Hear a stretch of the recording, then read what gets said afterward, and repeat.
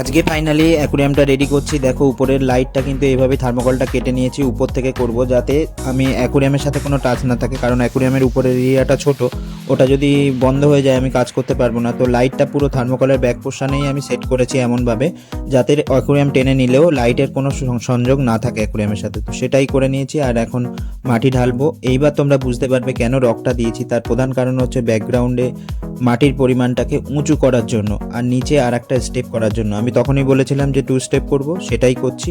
তো ভিডিওটা লাস্ট পর্যন্ত দেখো কিভাবে আমি গাম দিয়ে গাছ লাগাচ্ছি দেখো।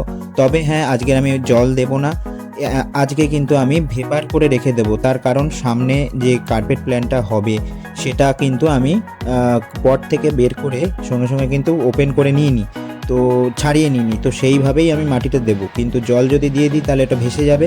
সেই জন্য শিকড়টা যাতে ধরে নেয় আর কিছু পোর্শন যাতে এয়ারে থাকে সেইভাবেই কিন্তু করে বসাচ্ছি। তো ভিডিওটা লাস্ট পর্যন্ত দেখো।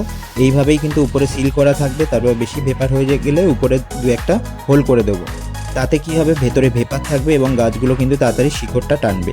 তো এরকমের পর আমি কিন্তু জলটা অ্যাড করবো। তো আশা করি ভিডিওটা শেষ পর্যন্ত দেখো, দেখলে খুবই ভালো লাগবে। আর ভালো লাগলে প্লিজ শেয়ার করে দিও, সাবস্ক্রাইব করে দিও, যাতে নেক্সট যে ভিডিওটা আমি করব এর উপরে তোমরা অবশ্যই নোটিফিকেশানে পেয়ে যাও। তো আজকে এই পর্যন্তই, দেখা হচ্ছে নেক্সট ভিডিওতে।